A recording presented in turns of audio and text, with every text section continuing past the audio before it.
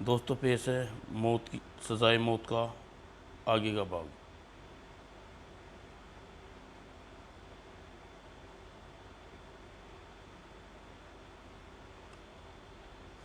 दोस्तों, शुरू करते हैं। बहुत खेल हो चुका ध्रुव, ले संभाल मेरे विस्फोटक बूमरैंग को। ये तेरे चिथड़े उड़ा देगा, और बच सकता है तो बच कर दिखा।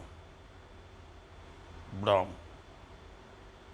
ओह, ये बूमरैंग तो बड़े शक्तिशाली विस्फोटक है, और फिर इसमें उड़ने की दशा इतनी आड़ी तिरछी है, इस पर स्टार प्लेट से निशाना लगा पाना मुश्किल है। लेकिन इनसे निपटने का कोई न कोई रास्ता जल्दी ही सोचना होगा, वरना कहीं ये मुझे निशाना ना बना ली। आ और एकाएक पास हुए धमाके की लहर। ओह, ध्रुव ने उठा कर दूर फेंक दिया। ओह, इसके निष्क्रिय करना ही होगा। इन बम्बों को निष्क्रिय करना का एक ही तरीका है, और ये है पानी में डुबो दिया जाए। बूमरैंग को पकड़कर पानी में डुबोऊंगा कैसे पाऊंगा? एक मिनट, यह बोरिंग शायद मेरे काम आ सकती है। फिलहाल यही एक तरीका नज़र आ रहा है। और ध्रुव ने लपक कर बोरिंग की मोटर का स्विच ऑन किया, और इधर ही एक और विस्फोटक बूमरैंग रैंग उसकी तरफ हवा में उछाल भरी। लेकिन इस बार ध्रुव के पास निशाना लगाने के लिए हथियार था। स्कीम स्टीमर ने ठीक ही कहा था। ओह, तो बूमरैंग बम पानी में भिगाकर निष्क्रिय हो गया, और आज दूसरे तेज धार इसको उड़ान भी ख़त्म कर दी। ध्रुव ध्रुव को हरा पाना असंभव है, क्योंकि ध्रुव के पास वाटर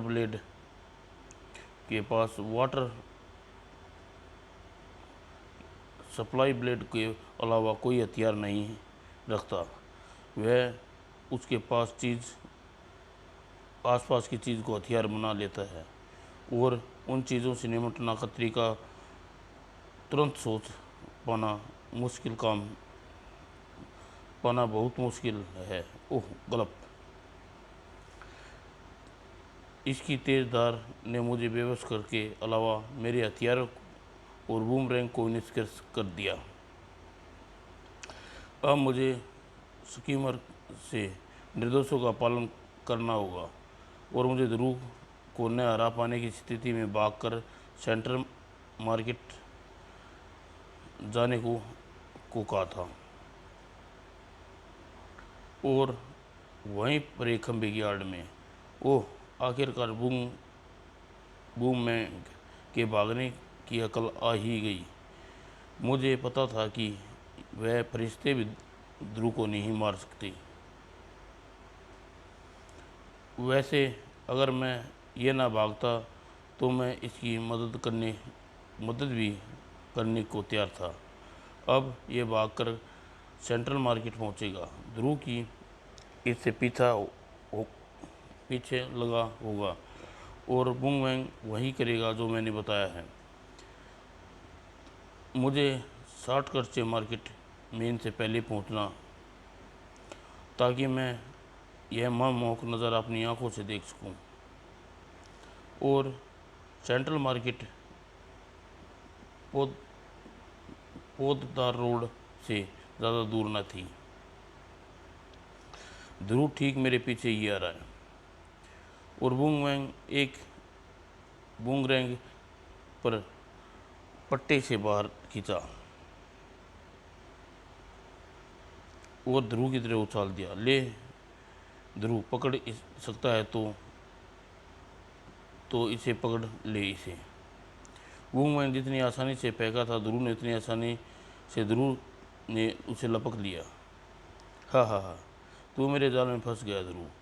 अब तू मेरा पीछा करना छोड़कर इस बूमरैंग को ठिकाने लगाने की सोचेगा, क्योंकि यह बूमरैंग एक टाइम बम बूमरैंग है और 15 सेकंड बाद यह फट जाएगा बड़ाम। और तब तो मैं हल्ला मचाने जा रहा हूँ। अरे बचो बचो, भागो, अपनी अपनी जान बचाओ, सुपर कमांडर ध्रुव पागल हो गया है। मार्केट में टाइम बम लेकर यहाँ घूम रहा है, यह 15 सेकंड बाद फट जाएगा। क्या सुपर कमांडर ध्रुव के पास टाइम बम है?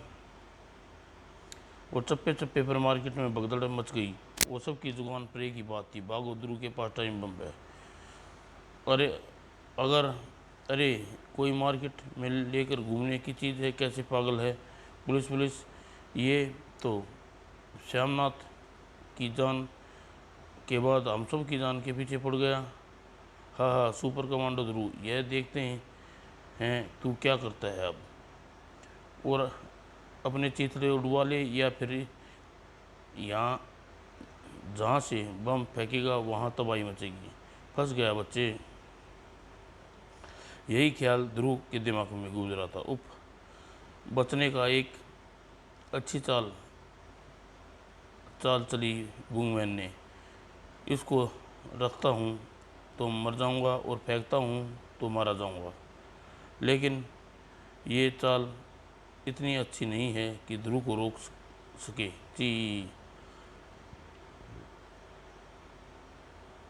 और ध्रुव के हाथ से छूटा टाइम बूमरैंग हवा में उछला और उधर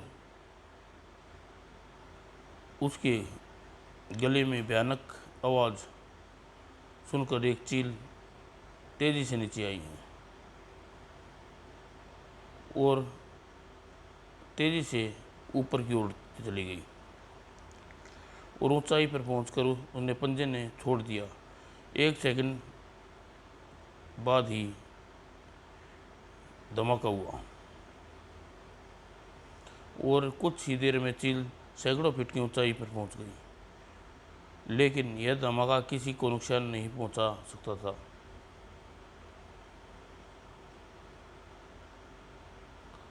ओह, ध्रुव अपनी विक्षण बुद्धि और फुर्ती के मुझे मात दे दी।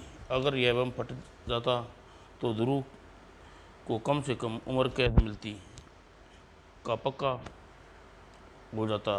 लेकिन चलो, ऑपरेशन सजाए मौत के तीसरे सीन में वह रंगे हाथों पकड़ा तो जाएगा। आप देखते हैं, तब देख लेंगे। और हॉस्पिटल में उस लड़के को होश तो आ गया करीम, लेकिन वह कोई बयान देने से साफ इनकार कर रहा है।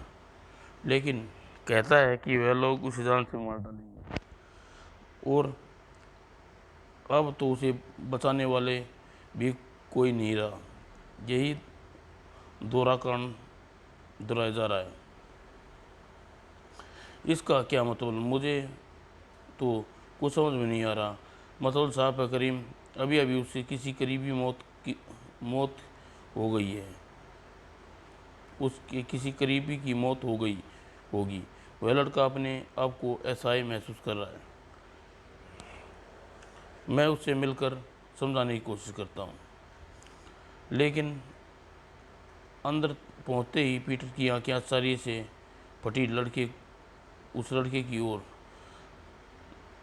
जोनाथन, तू यहाँ है? तू और फादर पेरेरा ढूंढ ढूंढ कर परेशान हो गए हैं। पीटर, मेरे भाई तू जिंदा है? जिंदा है से तेरा क्या मतलब है? मैंने सुना था किसी ने तुझे गोली मार दी। गोली मार दी सुनकर तू समझा कि मैं मर गया? अरे गोली बाजू में लगी थी पगले। लेकिन तू फादर परेरा के पास से भाग क्यों आया? जोनाथन, मैं घबरा गया था। मैं समझा कि मेरा इलाज नहीं कर पाएगा, क्योंकि तेरे पैसे मुझे मिलने बंद हो जाएंगे। और अब मैं समझ गया न तू यह बयान देना न साफ साफ बताएगा। अब तो तू समझ ही गया ना, अब तो तू बयान देगा न, सब साफ साफ बताएगा। और फिर बाद में तो जोनाथन को किसी कैट कैटेन और हीरोइन से भरा वीडियो कैसेट दिया था, पर वह कैटेन है कौन? बताऊंगा भाई, बताऊंगा। तू जिंदा है और मुझे किसी बात का डर नहीं है, सुन। और जोनाथन की जुबान सब कुछ उगलती चली गई। जोनाथन के बताए हुलिये की मदद से हम सुपर कमांडर ध्रुव से तलाश कर लेंगे, ठीक है, लेकिन उस उसमें अभी कुछ समय है। तुम्हारा भाई है पीटर। बेवकूफ़, मेरी बेवकूफ़ी समझ लो करीम। जोनाथन बचपन से बुरी संगत में पड़ गया था, छोटी मोटी चोरियां करने लगा क्योंकि उसे ड्रग्स की लत लग गई थी। मुझे इस बात का पता चला कि मैंने सुपर कमांडर फोर्स ज्वाइन कर ली, किंतु मैंने तुरंत मैंने तुरंत उसका इलाज करवाना शुरू किया, लेकिन यह बात तुम सबसे छुपा भी ली थी, क्योंकि मुझे डर था कि मेरे भाई के बारे में जानने के बाद तुम मुझे नौकरी से निकाल दिया जाएगा। मैंने जोनाथन को फादर परेरा के अनाथालय में छोड़ दिया और हर महीने उसे खर्चे का इलाज के लिए पैसे भिजवाता रहा। एक बार अस्पताल में होने के कारण न पैसे भेज पाया और न ही कोई मैसेज। उसी से सारी गड़बड़ी हो गई। चलो अब तो मेरी गड़बड़ी दूर हो गई। चलो अब तो मेरी सारी गड़बड़ी दूर होगी। चलो आओ चलकर कैप्टन को तलाश करो। और कैप्टन इस बात से बारको और स्कीमर के साथ था। तुम्हारा दूसरा प्लान मिटाई टाई फिश हो गया स्कीमर। अब मुझे क्या पता था कि वह चील को नीचे बुला लेगा। खैर, सजाए मौत के तीसरे आखिरी सीन में वह कभी नहीं बच पाएगा। अब तो उसे शक पड़ चुका है स्कीमर। उसे फांसा जा नहीं पाओगे, क्योंकि वह हर तरह से सतर्क रहेगा। उसके दोस्तों से सतर्क नहीं रहेगा ना, और इस बार वह अपने एक दोस्त से ही टकराएगा। और इधर देखो, मैं अपने अड्डे पे बैठे बैठे कैसे भाड़ नहीं झोंक रहा था। यह है ब्लैक कैट। इससे तुमने संपर्क कैसे किया और ध्रुव से कैसे टकराएगा, यह राजी कैसे हो किया? तुम आम खाओ पेड़ गिरने का काम मुझे पर छोड़ दो। आज रात ध्रुव को ब्लैक कैट के हाथों मरवाएंगे और ब्लैक कैट को मारकर फांसी के तख्ते पर चढ़ जाएगा। और उसी रात इस एरिया में मुझे रोज़ गश्त लगानी पड़ती है, क्योंकि यहाँ विजय महल होने के कारण टूरिस्ट बहुत आते हैं, जो कभी कभी देर रात तक रुक जाने के कारण गुंडे लुटेरे के शिकार हो जाते हैं। नहीं, पता नहीं आज यहाँ पर कोई शिकार बनेगा या यह क्या? ध्रुव मोटरसाइकिल से अलग जाकर गिरा। ओह, आखिर कौन दिलेर लुटेरा है जो इतने अपने शिकार को मेरी तरफ फेंकने की हिम्मत दिखा रहा है?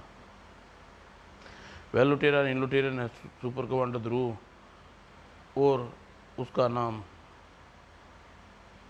Black cat.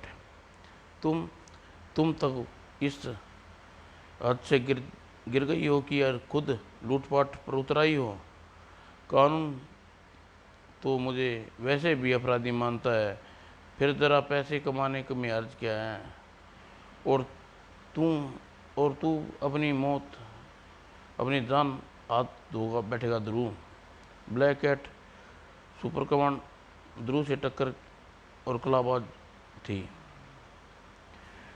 ध्रुव से टक्कर की कलाबाज थी।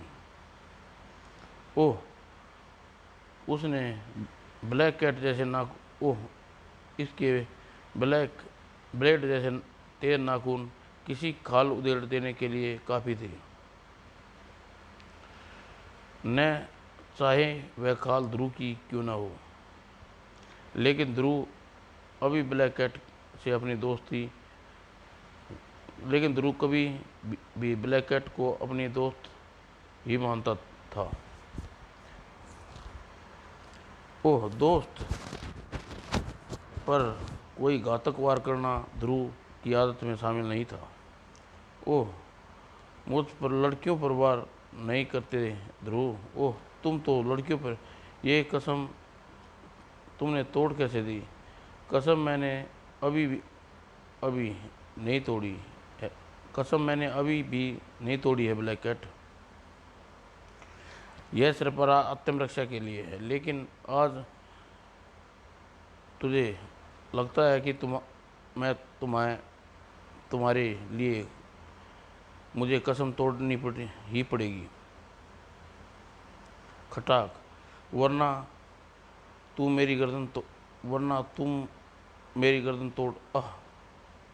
ओह, ब्लैक कैट को जल्दी काबू में करने की कोई तरकीब सोचनी पड़ेगी, वरना इस पर घातक वार करने के लिए मुझे मजबूरन हो जाऊंगा। और यह काम शायद टूरिस्ट का कैमरा मेरी मदद करे। अगले ही पल फ्लैश की तेज चकाचौंध ने ब्लैक कैट को पल भर के लिए अंधासा कर दिया और फिर उसकी आंखों में तारे नाचने लगे। इससे पहले ही ध्रुव ने अगला कदम उठा पाता, ब्लैक कैट को तेज महल की तरफ भागी। ओह, यह भाग रही है, लेकिन इसका पीछा नहीं छोड़ूंगा। लेकिन वह छत की तरफ भाग रही है। ओह, कुछ समझ में आ रहा है। ध्रुव कुछ समझ रहा था, और स्कीमर भी। ओ गुड, तुम सब कुछ स्कीम के हिसाब से ही और चल रहा है। अब सिर्फ इंतजार है उस वक्त का। और ध्रुव इसके बाद ध्रुव हाथों में हथकड़ियाँ और गले में होगा फांसी का फंदा। मौत का तीसरा सीन फ्लॉप नहीं होगा, क्योंकि इस बार मेरे हाथों में एक्सप्रेंट गन एयर गन है। उस दबाव वाली हवा और ताज़ी हवा तेज़ी से छोड़ती है, और इसका बार कभी खाली नहीं जाता। और कमांडर हेडक्वार्टर में इस वक्त काफ़ी चहल पहल थी। मुझे मिल गया। कमांडो हेडक्वार्टर में इस वक्त काफ़ी चहल पहल थी। मिल गया। लेफ्टिनेंट उपलब्धि वाले कोई अपराधी हैं, लेकिन कैप्टन नाम का एक भी अपराधी नहीं है। यह तो बुर्के का दाहिना हाथ है, राजनगर के माफिया बास बुर्के। Very good. ध्रुव को काफ़ी दिनों से बुर्के के पीछे पड़ा था, लेकिन उसके खिलाफ कोई सबूत नहीं मिल रहा था। तुम ध्रुव को मैसेज भेजो करीम। मैं कोशिश कर रहा हूँ, लेकिन ध्रुव का सुपर ट्रांसमीटर इनजेट आ रहा है। शायद ध्रुव कहीं भी मैसेज भेज रहा है। कोई बात नहीं, थोड़ी देर बाद फिर कोशिश करना। ध्रुव को सूचना तुरंत पहुंचनी जरूरी है। और बुर्के नाम का जिक्र कहीं और भी हो रहा था। ओह, तो बुर्के ध्रुव को ख़त्म करने के लिए स्कीम को बुलाया है। अत्यंत अंतर्राष्ट्रीय अपराधी स्कीनर हाँ मैडम। और वह धमाकेदार खबर का पता और भी चला है, और यह है कि आप कुछ पिछले समय से ये हमलों में बार्की का भी हाथ था, और शमशेर भी बार्की का आदमी था। ओह, यानी पिछले कुछ सालों से जो कुत्ता हमारे लिए हड्डी लेकर चूसता था वह हमको ही काटने की कोशिश कर रहा है। बार्की को इस पाप का हिसाब हम खुद अपने हाथों करेंगे। और नताशा के सवालों का जवाब मिल रहे थे, और दूसरी ओर सजाए मौत का फंदा कसता जा रहा था। ध्रुव को मेरा पीछा करते करते कम से कम 5-7 मिनट छत पर आ जाना चाहिए। आखिर वह रुक क्यों गया? रुका नहीं मिस ब्लैक कैट। दरअसल दीवार के रास्ते ऊपर आने में थोड़ा वक्त लग ही जाता है। अच्छा, तो मैं समझता हूँ तुम असावधानी की हालत में वार करके तू मुझे काबू कर सकता है। ऐसा समझकर तूने बड़ी भूल की है, और ये तेरी ज़िंदगी की आखिरी भूल साबित होगी। वाह, कुछ ऐसी ही स्कीम का अनुमान हो रहा था। ध्रुव ब्लैक कैट का पीछा करते करते छत पर आ गया है। अब मुझे पुलिस के आने का इंतज़ार करना, जिसको मैंने पहले ही खबर भिजवा दी है, और करूँगा एयर गन का इस्तेमाल। स्कीमर को ज़्यादा इंतज़ार न करना पड़ा। कुछ ही सेकंडों के बाद तड़ाक, और एक तेज़ पुलिस सायरन के वातावरण में खामोशी को चीख कर रख दिया। आवाज़ ब्लैक कैट के कानों में पहुंची। पुलिस आ गई, और स्कीमर की स्कीम के अनुसार मुझे ध्रुव को खींचकर मुंडेर तक ले जाना है, और स्कीमर अपनी एयर गन का प्रयोग ध्रुव पर करने के लिए मुंडेर के नीचे खड़ा है। और मुझे बस एक यही समझ में आया कि इस काम में स्कीमर पुलिस के सामने क्यों करना चाहता है। खैर, मुझे तो सिर्फ अपना काम करना है, और यह मूर्ख लड़की समझ रही है कि मैं अपना वार ध्रुव पर करूंगा। यह जानती नहीं मेरा निशाना ध्रुव नहीं, यह छोकरी है। ध्रुव का परवार करने का मतलब अपनी उपस्थिति को चिल्ला कर बता देना। आज मैं इस छोकरी की हत्या होगी, और यह हत्या करेगा ध्रुव। ओह, खबर सही है सर, ऊपर देखिए, ब्लैक कैट पर बेरहमी से वार कर रहा है। और ब्लैक कैट ध्रुव को खींचकर मुंडेर तक ले आई थी, और उधर ध्रुव के ब्लैक कैट पर वार किया,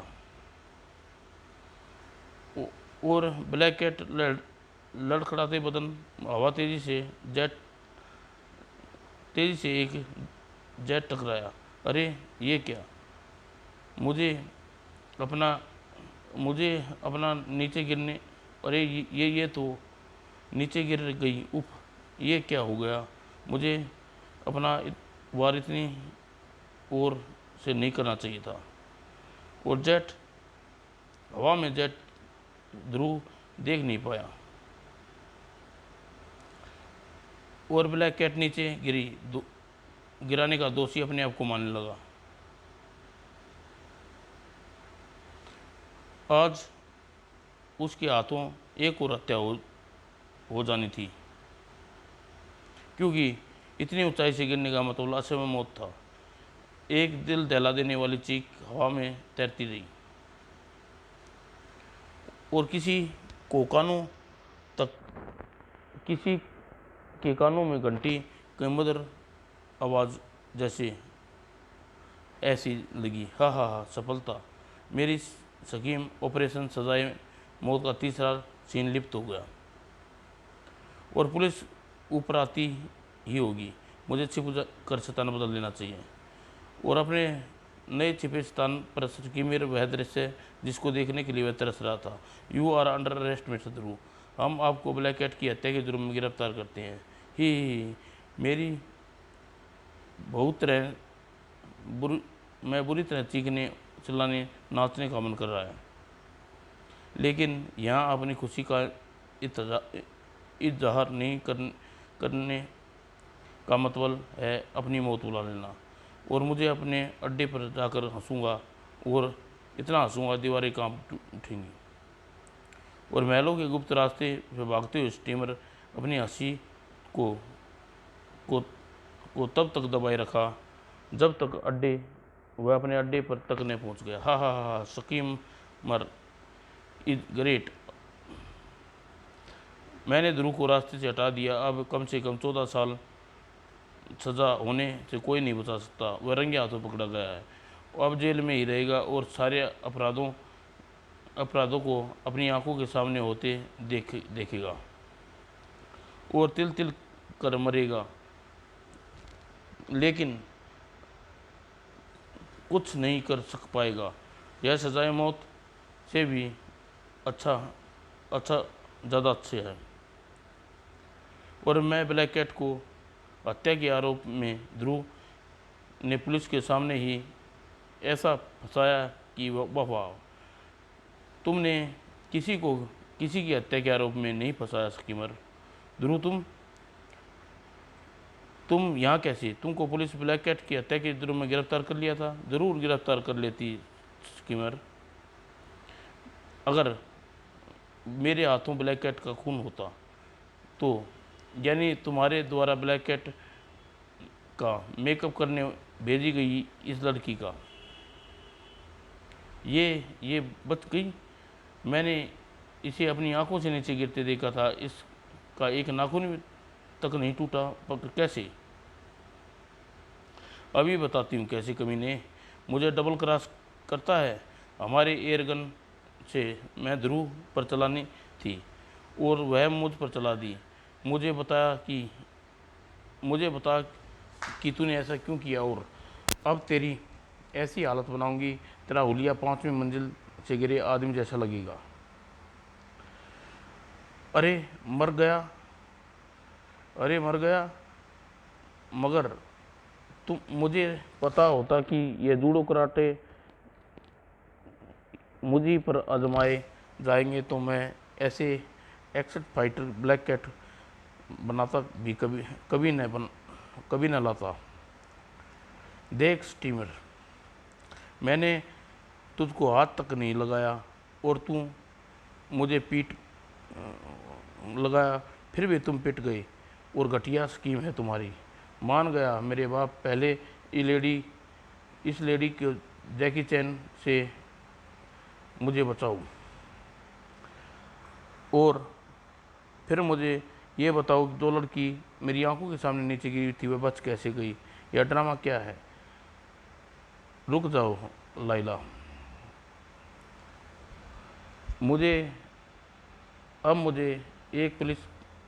अब तुझे एक पुलिस गवाह हो। सबसे पहले तो मैं तुमको यह बता दूं स्कीमर, मैंने तो तभी गिरफ्तार हुआ।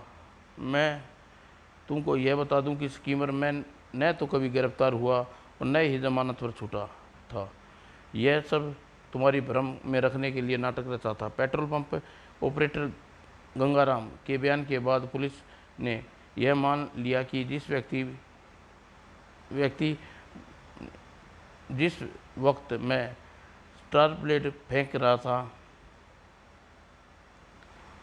उस वक्त मेरे साथ स्वर्गीय रामनाथ जी के बीच पेट्रोल पंप का बक्स था, और गलती से भी मैं उन्हें द्वारा फेंकी स्टार वाल्ट ब्लेड को उनको नहीं लग सकती थी। वैसे जिस कोण से ब्लेड उसकी गर्दन पर धंसी, इसे साफ जाहिर होता है कि ब्लेड मेरी विपरीत दिशा से फेंका गया था और तुम उसी दिशा से निकल कर भागे थे। मैं सारा खेल उसी समय समझ गया था, इसलिए अपने गिरफ्तार होने का जमानत पर होने का नाटक रचा ताकि तुम मुझे पर हमला करो और तुम्हें पकड़ सकूं। बूम बैंक वाली हादसे में तुम तुमने मुझे लगभग फंसा ही दिया था, लेकिन मेरी किस्मत अच्छी थी कि ऐन वक्त पर मुसीबत से बाहर निकलने के लिए रास्ता सूझ गया। मुझे मालूम था कि तुम बौखला उठोगे और तीसरा हमला जल्दी ही करोगे। हर तरह से सतर्क हो गया था। और लाइला को ब्लैक कैट के रूप में भेजकर तुमने मुझे कुछ देर के लिए चक्कर में डाल दिया, परंतु लाइला के कुछ देर तक लड़ने के बाद इसकी फाइटिंग स्टाइल देखकर मैं समझ गया कि असली ब्लैक कैट नहीं है हो सकती। मैं सतर्क हो गया और जब इसने बीच में लड़ाई से छोड़कर महल की छत पर भागने की कोशिश की तो मैं तो सोच में पड़ गया था। छत पर जाने के लिए एक ही मतलब हो सकता है कि वह योजना छत पर नीचे गिरा कर मारने की। मैंने तुरंत सीढ़ियों पर रोककर अपने स्टार ट्रांसमीटर से पुलिस को संपर्क किया और यह जानकर आश्चर्यचकित रह गया कि पुलिस पहले ही किसी ने खबर भेजकर मुझे महल में पकड़वाने के लिए बुलवाया है। तो इसी वक्त कमांडो स्टार ध्रुव पे संपर्क करने की कोशिश कर रहा था। मैंने पुलिस वालों को जाल को भी साथ लेने आने की अनुरोध किया, जिसका इस्तेमाल फायर ब्रिगेड वाले ने ऊपर से नीचे कूद रहे व्यक्ति को लपकने के लिए करते हैं। मामला फिट था और ब्लैक कैट मेरी लड़ाई हुई। पुलिस आ गई और ब्लैक कैट ऊपर से नीचे गिरी, लेकिन ज़मीन पर नहीं गिरी, सीधी पुलिस वालों ने लपक लिया। मैं जानता था कि तुम किसी गुप्त स्थान पर छिपकर सारा दृश्य देख रहे हो, इसलिए पुलिस ने छत पर आकर मुझे गिरफ्तार किया। पुलिस तुम्हारे लिए महल की तलाशी लेनी चाहिए थी। मैंने उनको रोक दिया क्योंकि मैं जानता था महल में छिपने के सैकड़ों जगह हैं और भागने के दर्जनों रास्ते। वैसे भी लाइला हमारे कब्जे में थी। तुम्हारे दोगलेपन ने लाइला को बुरी तरह से नाराज़ कर दिया। वह तुरंत ही पुलिस की गवाह बनने के राज़ी हो गई, मुझे यहाँ तक ले आई। तुम्हारी सारी स्कीम भी इसी ने मुझे बताई। मैं जान गया हूँ कि तुमको बर्की ने किराए पर बुलाया मुझे मारने के लिए। यहाँ पर बार्को बेवकूफ़ी कर गया। पहले तो मेरे पास बार्की के खिलाफ एक भी गवाह न था, अब 3 गवाह और बार्की मुझसे बच नहीं सकेगा। बार्की के खिलाफ तू सबूत तभी इस्तेमाल कर पाएगा जब तू जिंदा बचेगा ध्रुव। बार्की मुझे तो स्कीमर ने यहाँ पर 50 लाख रुपए लेने के लिए बुलाया था, लेकिन यहाँ इसको पैसे देने का ज़रा भी मन नहीं था। इसलिए मैं इसको ख़त्म करने के लिए रॉकेट लॉन्चर लाया था। अच्छा हुआ अब इसके तुम भी तीनों के साथ इकट्ठा ठिकाने लगा सकता हूँ। और यह सही कह रहा है। ग्रेड का धमाका कमरे में मौजूद कोने कोने को तबाह कर देगा और छिपने के लिए कोई जगह भी नहीं न समय रहते बार्की तक पहुंच सकूं। और इसका सामना सिर्फ एक ही रास्ता बचता है कि रिक्स लेकर बार्की की तरफ लपक। और ध्रुव की सोच अधूरी रह गई क्योंकि उसी पल हल्की सी पिट की आवाज़ के साथ ही बार्की और कैप्टन की खोपड़ी खून सने लोथड़े में बिखर गई। गोली साइलेंसर युक्त गन से चली गई थी। अरे, और गोली चलाने हाथ से नताशा और हलक। नताशा, तुम यहाँ कैसे? इस कुत्ते बार्की के पीछे यह गद्दार नमक रामों को रोगों की अदालत में एक ही सजा है, मौत। मेरा काम ख़त्म हुआ, अब मैं जा रही हूँ। रुको, नताशा, तुम मेरी आंखों के सामने दो दो हत्याएं करने नहीं जा सकती। यह तुम कभी साबित नहीं कर पाओगे ध्रुव, क्योंकि मेरे पास सैकड़ों ऐसे गवाह हैं जो कसम खा सकते हैं कि इस वक्त मैं शानदार पार्टी में खाना खा रही हूँ और तुम्हारा कमज़ोर कानून मेरा कुछ नहीं बिगाड़ सकता। ध्रुव खामोश रह गया। वह जानता था इस वक्त कानून के मुकाबले अपराध का पलड़ा भारी है, लेकिन वह यह भी जानता था कि एक न एक दिन नताशा को वह गिरफ्तार जरूर कर लेगा। समाप्त दोस्तों।